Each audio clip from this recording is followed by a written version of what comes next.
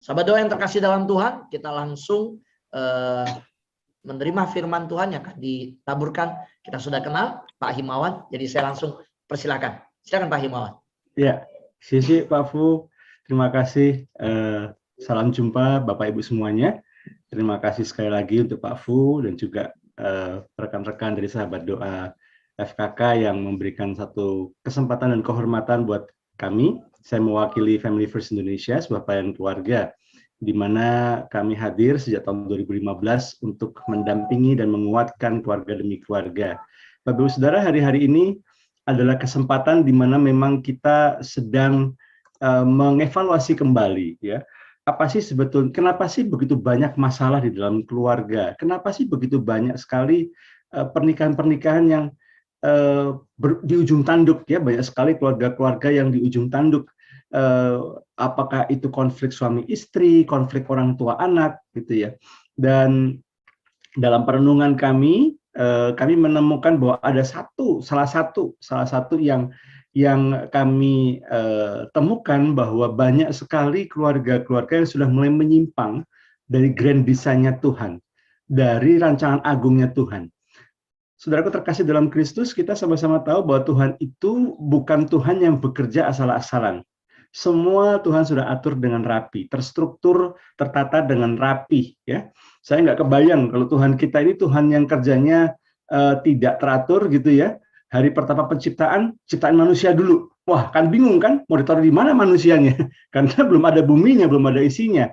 Makanya Tuhan tata dulu gitu kan, hari pertama bumi diciptakan dulu gitu ya, bumi dan isinya dulu, bertahap gitu ya, terang dan gelap dipisahkan, darat dan lautan dipisahkan, dikasih tumbuhan dulu, kemudian dikasih binatang, dikasih manusia, lalu kemudian setelah melihat bahwa manusia tidak punya pendamping yang penolong yang sepadan, baru kemudian Tuhan menciptakan pendamping sepadan bagi Adam, yaitu adalah Hawa.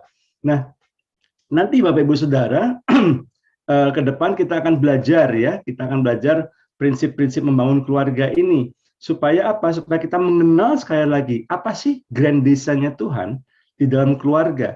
Dan kenapa? Supaya ketika kita kembali lagi kepada grand design-nya Tuhan, kita kembali lagi kepada blueprint-nya Tuhan, kehendak Tuhan dalam pernikahan, dalam menjadi orang tua, dalam keluarga, maka kita bisa memulihkan tidak hanya keluarga kita sendiri, tapi juga orang-orang di sekeliling kita. Dan tidak hanya itu saja, kita juga bisa mewariskan. Kita bisa mewariskan nilai-nilai ini, prinsip-prinsip yang penting ini, untuk kita ajarkan kepada anak kita, cucu kita, supaya setelah generasi setelah kita benar-benar bisa menjalankan, bisa melakukan apa yang menjadi kehendak Tuhan dari kesatuan seorang pria, seorang wanita. Di Malaki 2 ayat 15-16. Tuhan mengharapkan ada keturunan ilahi. Nah, pagi hari ini kita mau belajar dari satu kebenaran firman Tuhan. Izinkan saya untuk share screen apa yang sudah Tuhan taruh untuk saya sharingkan pada hari ini. Ya, saya beri judulnya, mohon maaf Bapak Ibu ya, berbahasa Inggris karena saya nggak menemukan kata yang tepat ya. After the honeymoon, setelah masa bulan madu, gitu ya. Apa yang terjadi biasanya? Nah, kita akan belajar dari yang namanya pernikahan Adam dan Hawa. Ini adalah pernikahan yang pertama yang Tuhan bentuk, ya, keluarga yang pertama Tuhan bentuk. Ini diciptakan secara sempurna oleh Allah dan menurut gambarnya sendiri, Adam dan Hawa ini. Mereka diciptakan untuk saling melengkapi, karena Tuhan melihat Adam sendirian nggak baik, diciptakanlah Hawa untuk melengkapi. Dan ketika Adam dan Hawa dipersatukan dalam satu pernikahan, Tuhan memberkati mereka, Tuhan memberikan mandat beranak cucu bertambah banyak, penuhi bumi, taklukkanlah itu. Nah Bapak Ibu, pagi hari ini kita mau belajar satu prinsip yang sangat penting. Banyak orang berpikir begini, keluarga itu baru lengkap kalau sudah ada anak. Ya, makanya ketika ada pasangan suami istri menikah belum ada anak, ditanya-tanya terus kan, kapan punya anak gitu ya. Sepanjang hidup kita sebetulnya kita tuh selalu harus jawab pertanyaan. Sudah cukup umur belum menikah, kapan nikahnya gitu ya. Nanti kalau sudah menikah, sudah punya pacar gitu ya, kapan nikahnya? Nanti kalau sudah menikah, kapan punya anaknya gitu ya? Nanti kalau sudah punya anak gitu ya, kapan nambah lagi? Pokoknya tanyain terus gitu ya. Nanti kalau anaknya sudah gede gitu ya, sudah mulai bekerja, kapan nikahinnya gitu ya? Ditanya terus gitu ya. Nah, saya ingin mengatakan begini, banyak orang berpikir bahwa keluarga itu baru lengkap kalau sudah ada anak. Tetapi izinkan kita kembali lagi kepada isi hati Tuhan. Sesungguhnya ketika Tuhan melihat Adam dan Hawa dipersatukan, Tuhan memberikan mandat, dan Alkitab mencatat dalam kitab Kejadian, Tuhan melihat itu sungguh sangat baik. Sudah perfect semuanya. Dengan kata lain, satu keluarga sebenarnya sudah lengkap ketika sepasang pria dan wanita dipersatukan menjadi sepasang suami istri di dalam kasih Tuhan. Itu sudah lengkap sebetulnya. Tidak harus ada anak. Kalau ada anak, puji Tuhan, haleluya. Berarti Tuhan percayakan satu kesempatan untuk membimbing, untuk menghasilkan keturunan ilahi. Tetapi meskipun seandainya belum ada anak pun, sesungguhnya keluarga itu sudah lengkap. Ya, ini poin yang sangat penting. Nah, kembali lagi pada Adam dan Hawa. Mereka diciptakan saling melengkapi, kasih tempat tinggal yang sangat sempurna. Bayangin Bapak Ibu Saudara, di tempat yang luar biasa, di Taman Eden gitu ya. Mereka punya hubungan yang sempurna dengan Tuhan, ya. Bahkan Tuhan sendiri dalam tanda kutip ya, menjadi pembimbing pernikahan mereka. Ya. Mereka nggak perlu konselor lagi, langsung sama Tuhan langsung pembimbingnya gitu ya. Sang pencipta sendiri. Tuhan selalu bersama-sama dengan mereka dan selalu siap berdialog dengan mereka, dan mereka hidup dalam kelimpahan, nggak perlu kerja Adamnya, tinggal petik buahnya, ya, dengan luar biasa sekali. Nah, apa yang terjadi? Pernikahan mereka adalah pernikahan yang kudus dan tidak berdosa, kudus dalam pikiran, perkataan, tindakan. Mereka belum jatuh dalam dosa ini, ya, tidak ada perselisihan, nggak ada kemarahan sama sekali, ya. Mereka bergaul dengan secara harmonis dan mereka ada damai dan sejahtera. Ibu Saudara, apa yang digambarkan dalam pernikahan Adam dan Hawa ini kira-kira seperti pernikahan zaman sekarang, ya, pernikahan masa-masa bulan madu begitu ya. Di mana masa bulan madu ini banyak orang mengatakan ini masa yang paling indah gitu ya. Bisa liburan ke sana kemari bagi yang memang ada budgetnya gitu ya. Tapi paling tidak ya masa-masa bulan-bulan pertama ini, waduh, masih stok maafnya masih banyak gitu ya. Kelamaan sedikit di kamar mandi, oh nggak apa-apa, aku kelamaan di kamar mandi ya, oh nggak apa-apa, kesalahan kecil nggak apa-apa, itu mah kecil, masalah kecil nggak apa-apa. Tapi lama kelamaan gitu ya, pasti sesuatu terjadi gitu ya. Nah, ketika di masa bulan madu, pernikahannya dengan yang terbaik, all out suami istri, dengan ungkapan cinta yang sangat lengkap. Dan impian pernikahan seolah-olah seperti tergenapi di dalam masa-masa bulan madu ini. Dan biasanya masa bulan madu ini secara umum ya, di mata manusia ya, biasanya menjadi fondasi sekaligus juga prediksi. Nanti ke depannya, wah bakal indah atau enggak. Tapi kalau masa bulan madu sendiri sudah bagus, ya puji Tuhan, ini akan masa-masa yang menyenangkan. Tapi kalau di masa sebulan, 2 bulan, 3 bulan pertama ini sudah banyak sekali masalah, waduh, ini bisa banyak yang kemudian mulai mempertanyakan. Nah, apa yang salah dari pernikahan Adam dan Hawa ini? Ada rasa penasaran atau obsesi karena ada yang nggak didapat. Ya, cuma satu loh padahal loh. Kalau dipikir-pikir ya Bapak Ibu ya, semua pohon boleh dimakan buahnya, kecuali 2, gitu ya, pohon pengetahuannya baik dan benar, dan ada satu lagi, gitu ya. Nah, ini nggak boleh. Kalau kamu makan, kamu mati. Celah, ini jadi celah. Ada rasa penasaran, ada rasa keraguan terhadap janji Tuhan. Makanya ketika iblis memutarbalikkan, menggoda, mengacaukan pola pikir Hawa pikir jengli juga ya. Ular ada benernya nih gitu ya. Wah, jangan-jangan karena memang Tuhan itu nggak mau kami jadi sama seperti Tuhan. Wah, dicengli juga nih, masuk akal juga nih gitu ya. Omongan-omongannya masuk akal. Nah, Bapak Ibu Saudara kasih dalam Kristus, sayangnya Adam sebagai suami tidak melakukan fungsinya dengan baik. Loh, kok Pak Him tahu? Iya, karena Alkitab mencatat ketika Hawa berdialog dengan si ular, Hawa memakan buah itu, Adam sedang bersama-sama dengan dia. Adam sama sekali tidak melakukan pencegahan. Adam sama sekali tidak mengintervensi. Adam bahkan tidak meluruskan tipu muslihat yang iblis katakan kepada Hawa. Padahal Adam sebagai manusia pertama yang mendapat pewahyuan, mendapat arahan, mendapat perintah langsung dari Tuhan. Adam harus menjalankan fungsinya sebagai pemimpin, juga sekaligus sebagai pelindung. Sebagai pelindung itu apa ya? Ketika ada paham yang salah, pengajaran yang salah, isu yang salah, ada hoax kalau zaman sekarang gitu ya.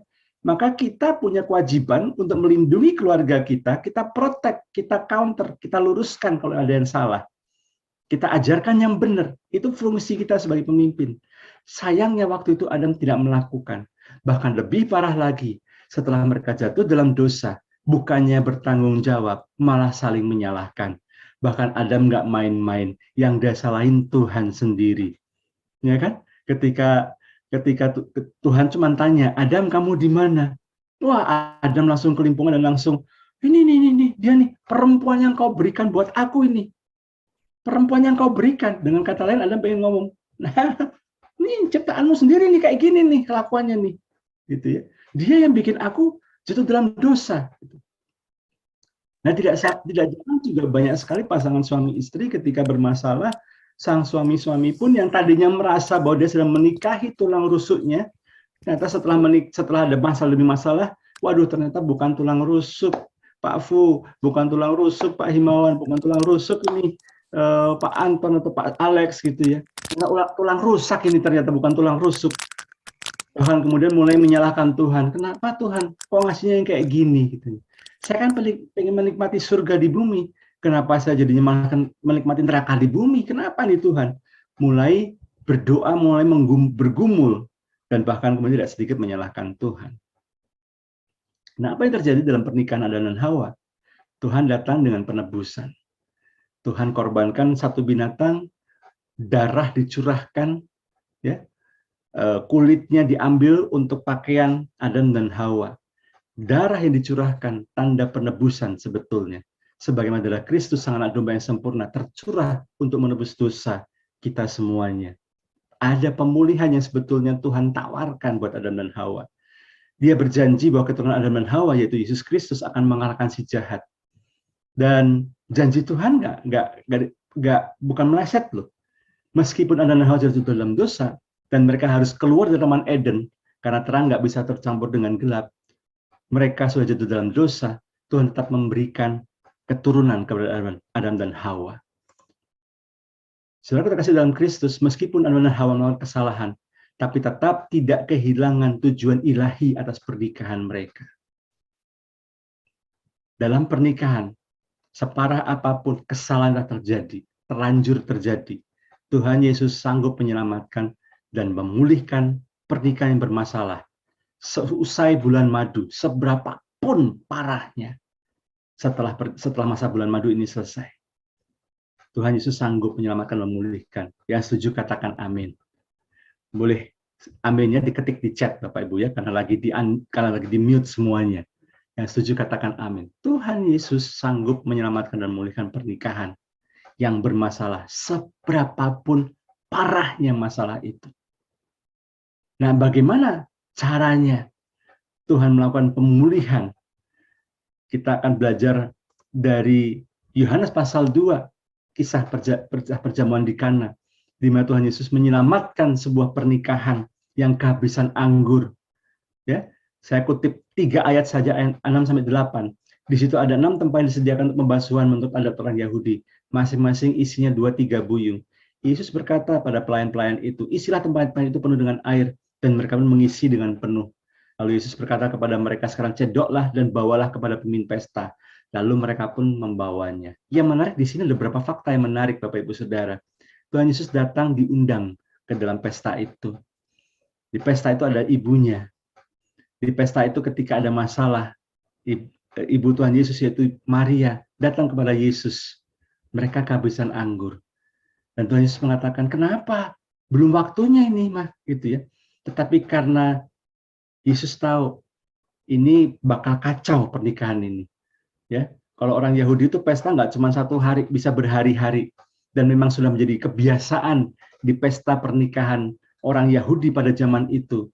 Awalnya dikasih serve anggur yang baik, lalu kemudian sudah berhari kesekian mulai dikurangin kualitasnya dan terus menurun kualitasnya. Tetapi hari itu Yesus membuat mujizat bahwa air yang disediakan buat tempat pencucian, pembasuhan kaki, ya. Zaman itu kan nggak ada mobil, nggak ada Gojek, nggak ada Gokar gitu ya, nggak ada Grabcar gitu ya. Orang jalan kaki melewati tempat yang mungkin berdebu, kakinya kotor, untuk masuk ke rumah, ke tempat pesta harus dicuci dulu. Air yang harusnya digunakan untuk membasuh kaki, ya, saya sih nggak yakin itu airnya bersih banget gitu ya. Tapi Tuhan bisa ubahkan. Ini sekali lagi punya satu makna, pesan yang sangat dalam sekali. Sekotor apapun hidup kita, serusak apapun, serunyam apapun persoalan rumah tangga, kalau Tuhan berkehendak dan Tuhan diundang dan dilibatkan, pasti bisa dipulihkan kembali. Bahkan pemimpin pesta sampai heran-heran sama si pengantin ini. Biasanya orang-orang kasih anggur yang bagus, habis itu yang biasa-biasa, habis itu paling nggak enak, karena sudah menjelang hari-hari akhir upacara pernikahan. Tapi kamu menyimpan yang terbaik sampai sekarang. Saudara terkasih dalam Kristus, apa yang perlu dilakukan ketika mulai muncul masalah setelah masa bulan madu? Yang pertama, undang dan libatkan Tuhan Yesus dalam pernikahan. Sebagaimana Tuhan hadir di tengah-tengah hidup nikah Adam dan Hawa, Tuhan yang sama juga mau hadir dan terlibat dalam setiap kehidupan kita. Nah, sayangnya Bapak Ibu Saudara, kita harus jujur mengakui bahwa pernikahan, meskipun sudah banyak gereja yang memberikan aturan yang sangat baik, ya, mau masuk pernikahan ikut kelas bimbingan pranikah dulu, disiapkan kurikulumnya. Tapi sayangnya, kalau Bapak Ibu kita harus bersikap jujur dalam diri kita sendiri, jujur di hadapan Tuhan. Tidak sedikit juga gereja yang memandang remeh yang namanya bimbingan pranikah ini, ya kan? Harusnya 6 bulan. Ada gereja menandakan setahun gitu ya. Tapi yang ada banyak sekali pasangan yang melihat bimbingan pernikahan ini sebagai prasyarat saja, sekedar formalitas saja. Waduh Pak, kalau setahun kelamaan Pak, gereja sana cuma 3 bulan Pak. Gitu ya. Waduh Pak, ribet amat sih, kenapa 6 bulan? Udah gitu udah gitu aturannya selama masa bimbingan pranikah nggak boleh booking ini itu dulu. Waduh Pak, nggak boleh booking ini dulu, gimana Pak? Nanti saya bisa kehilangan kesempatan di auditorium impian para jomblowers gitu ya, jomblowan jomblowati Pak. Itu auditorium paling megah Pak, kapel tempat gereja yang paling top lah gitu ya, cateringnya paling top. Kalau kita nggak booking duluan nggak bisa Pak. Tapi nanti kalau dalam bimbingan pranikah bermasalah disuruh tunda, wah nggak bisa tunda Pak, udah kita booking semua, angus nanti ininya. Atas nama sudah booking sana sini, tidak pihak gereja, hamba Tuhan tidak bisa memberikan satu bimbingan yang tepat.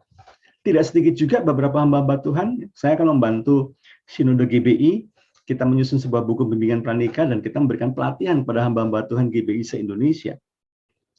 Kalau di lapangan itu keluhannya seperti itu. Kalau kita terlalu ketat Pak, 6 bulan atau bahkan setahun gitu ya, mereka bisa ngomong gini, itu sama-sama satu sinode, oh yang di situ cukup 2 bulan, yang di sana cukup 3 bulan bahkan. Malah yang di sana cukup 3 kali pertemuan. Ini harus 8 kali pertemuan, 10 kali pertemuan, 12 kali pertemuan. Waduh, tidak sedikit orang-orang yang hanya sekedar formalitas menjalaninya. Mereka tidak serius benar-benar mempersiapkan pernikahan. Dan yang lebih parah lagi, waktu belum punya pacar, belum punya calon pendamping hidup, waduh doanya kencengnya minta ampun.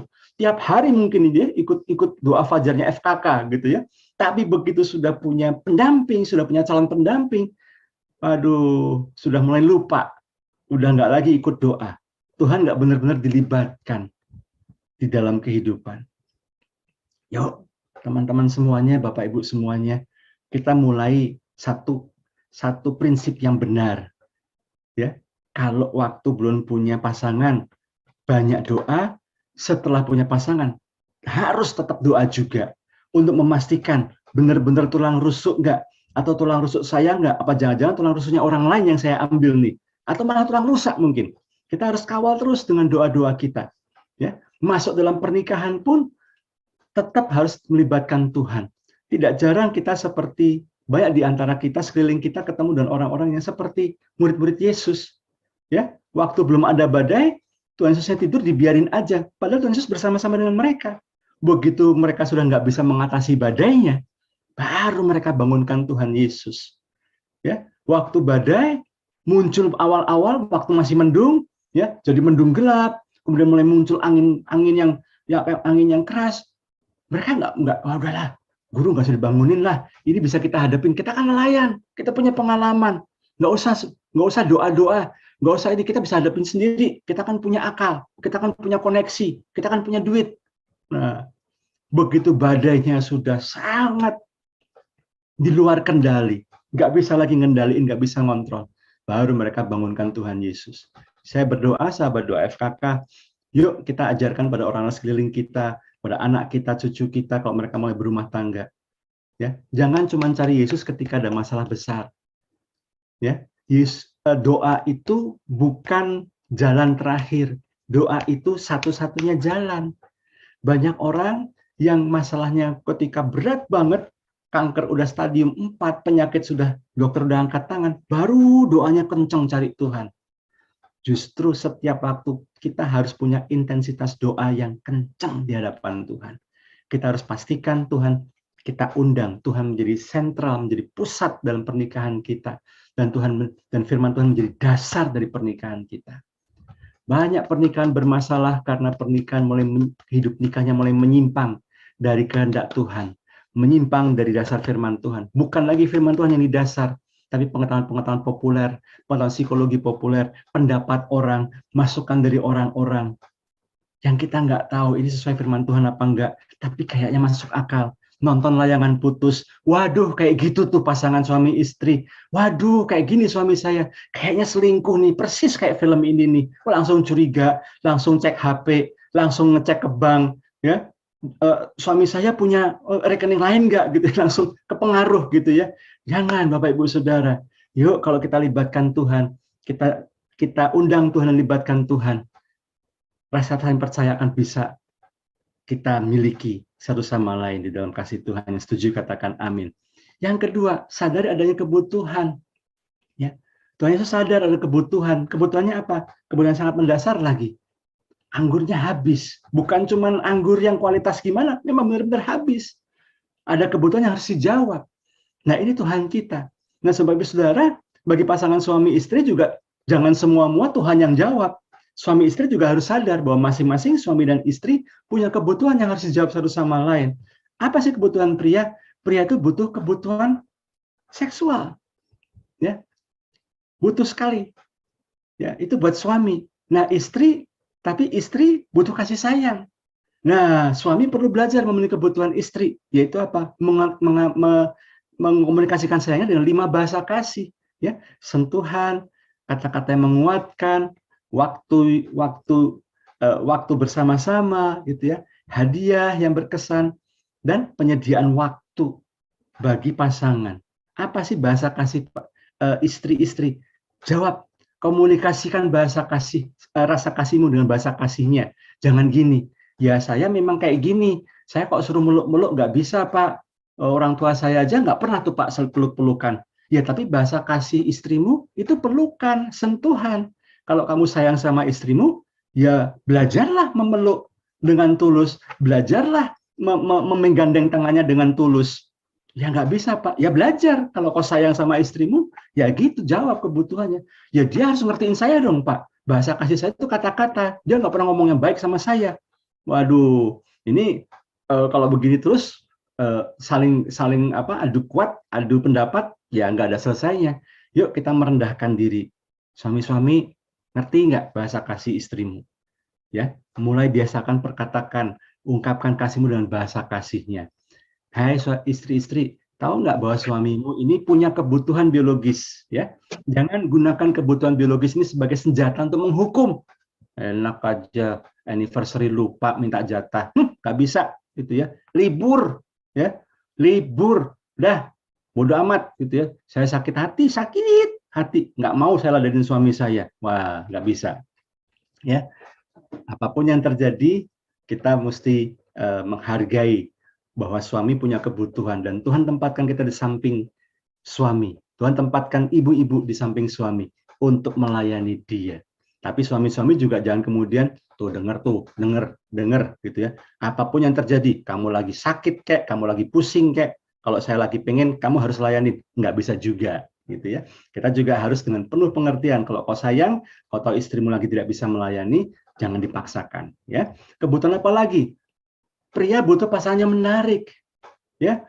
Banyak sekali ya saya katakan dalam berbagai kesempatan webinar gitu ya. Ibu-ibu, suamimu ini kan sudah mulai meskipun agak naik ya, tapi tetap saja kan ada yang sudah mulai tetap bekerja, ada yang sudah mulai ketemu dengan orang juga gitu ya. Pulang sore-sore, tolong ya ketika menyambut suami berikan sambutan yang terbaik gitu ya. Jangan pakai daster yang udah lama nggak dicuci, jangan pakai apalagi terus kemudian belum mandi ya. Berikan sambutan yang terbaik, tampillah semenarik mungkin buat pasangan ya, karena pasangan butuh itu. Sementara hai suami-suami, istrimu ini butuh kejujuran, keterbukaan gitu ya. Jangan seperti balik lagi ke film Layang Putus karena lagi trending gitu ya. Suaminya nggak terbuka, nggak jujur. Akhirnya ketika istrinya tahu bahwa suaminya punya rekening yang lain, marahnya nggak karuan. Lebih baik ada kejujuran, ada keterbukaan. Bapak Ibu Saudara, pernikahan itu seperti dua telapak tangan ini perlu menyatu suami istri supaya ada satu kekuatan yang dahsyat dalam kesatuan, apalagi Tuhan hadir di tengah-tengah mereka. Tapi kalau masih ada rahasia-rahasia, ada ketidakjujuran, ini susah untuk kita menyatu suami istri. Ada yang ganjil di tengah-tengah, ya, nggak bisa menyatu dengan seutuhnya. Ini ganjelannya ini harus dibuang, harus dibuka, disingkapkan, dan harus dibuang supaya ada trust, supaya ada kepercayaan. Ketika ada kepercayaan, ada keamanan, kenyamanan, maka pernikahan akan menjadi lebih kuat. Suami-suami butuh yang namanya teman rekreasi sahabat. Ini hati-hati ya ibu-ibu ya. Saya mau cerita sedikit nih. Teman daripada almarhum ayah saya. Ya, dia seorang kontraktor. Dia punya banyak kenalan pejabat-pejabat. Dan untuk membangun relasi, dia sering datang ke acara-acara, apakah itu ulang tahun, apakah itu ulang tahun anaknya, atau ulang tahun pernikahan, atau mungkin ada pejabat yang mengkitankan anaknya, dia harus datang. Nah, sayangnya dia suka yang gitu-gitu, sayangnya istrinya enggak. Gitu. Istrinya enggak suka yang gitu-gitu. Lalu kemudian, dah kamu pergi sendiri aja. Udah kamu pergi sendiri aja. Ini ulang tahun anaknya, masa aku datang sendiri gitu ya. Ya udah, ajak anak kita gitu ya. Lah anak kita masih kecil, umur 2 tahun, lagi aktif-aktifnya 3 tahun, bisa lari sana sini. Ya udah, ajak susternya aja, ada babysitternya. Ya udah tiap kali pergi, ya udah perginya sama itu, sang suami, anaknya, sama babysitternya. Tiap kali pergi seperti itu. Apa yang terjadi Bapak Ibu? Nah, yang terjadi, ya akhirnya mereka berpisah dan sang suami menikahi babysitternya daripada anaknya ini. Bapak Ibu, yuk, ibu-ibu terutama ya, suami-suamimu ini butuh ditemani, ya.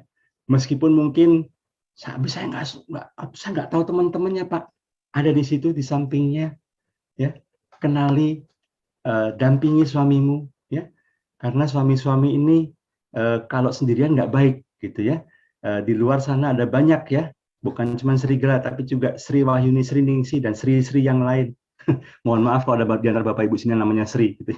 Yang bisa merenggut suamimu, bisa merebut suami. Ya, hati-hati, dampingin terus. Ya, ditemanin. Ada pertemuan ini, diikutin aja, ditemenin. Ya, saya paling suka pelayanan didampingi sama istri saya. Ya, kalau khotbah, kalau seminar, saya minta istri saya mendampingi saya. Ya, komunikasi yang sehat. Hai suami-suami, istrimu butuh komunikasi yang sehat.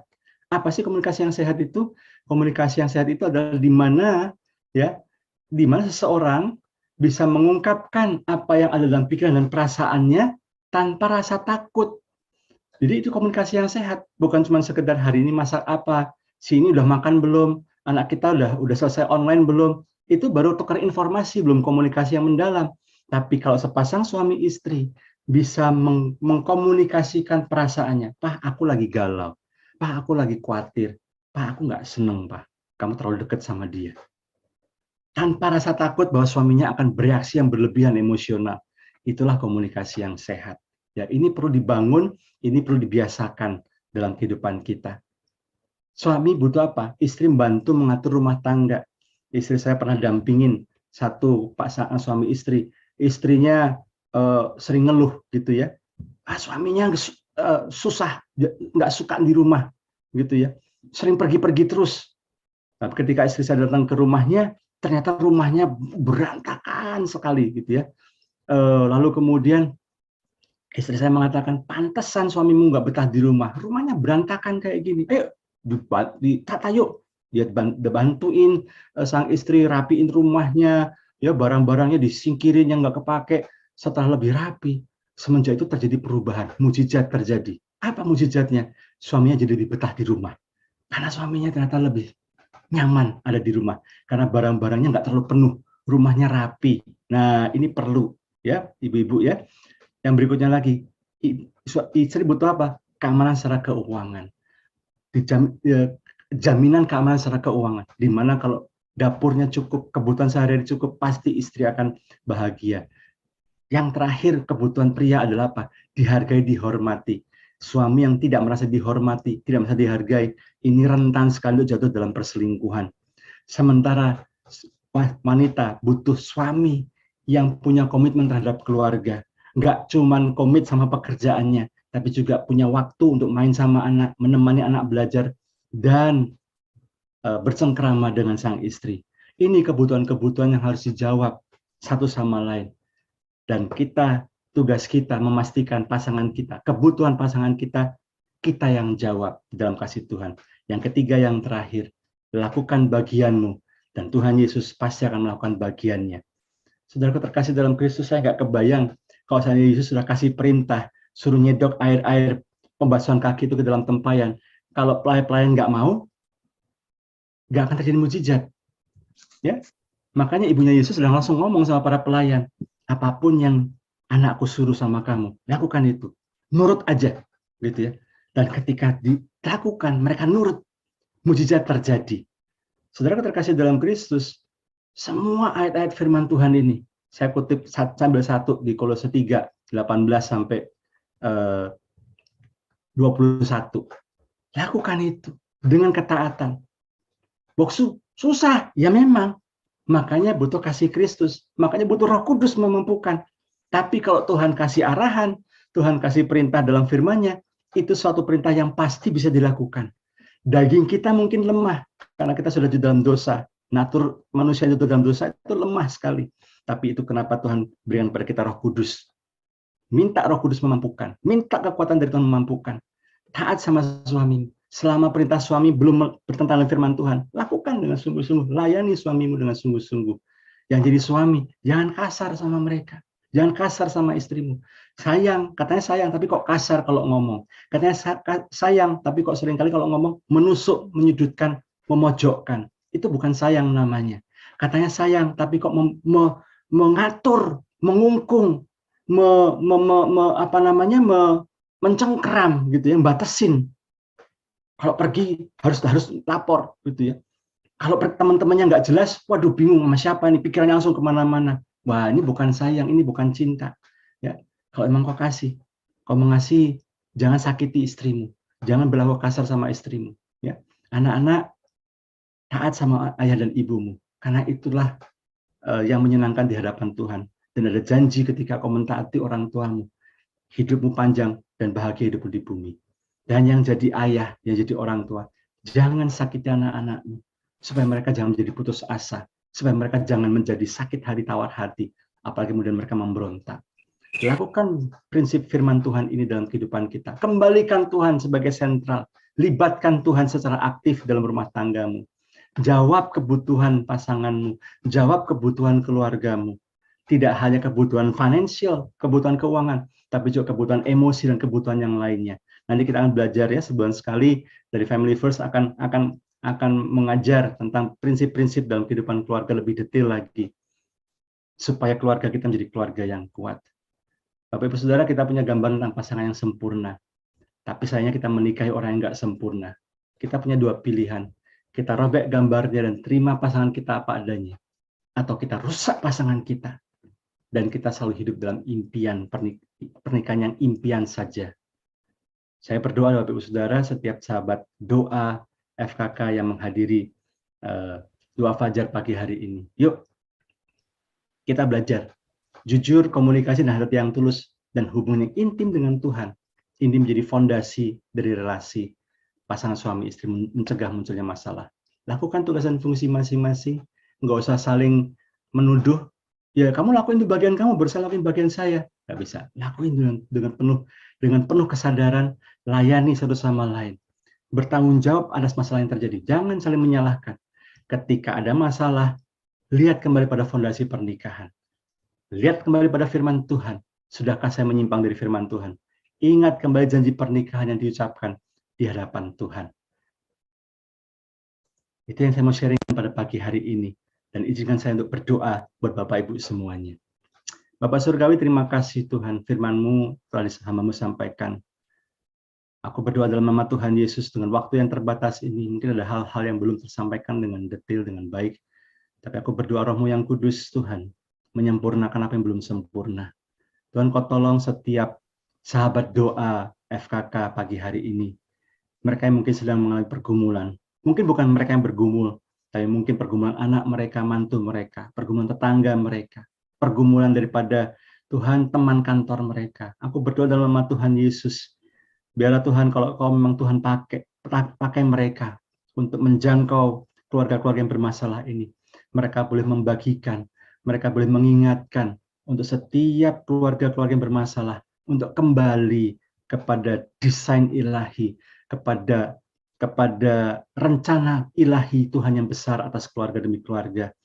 Tolong Tuhan, setiap pasangan-pasangan yang bermasalah untuk mereka kembali lagi kepada Engkau, mengundang Engkau dan menaruh Engkau sebagai pusat dan dasar yang utama dalam hidup nikah mereka. Aku berdoa dalam nama Tuhan Yesus, mampukan pasangan suami istri saling menjawab kebutuhan dari masing-masing pasangannya. Dan aku berdoa Tuhan, untuk mereka dengan taat dan setia melakukan prinsip firman Tuhan dalam kehidupan berkeluarga.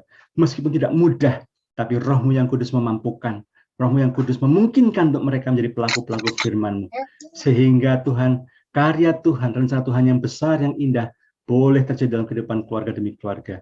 Terima kasih Tuhan, terpujilah nama-Mu. Dalam nama Yesus kami ucap syukur. Yang diberkati sama-sama katakan, amin. Amin.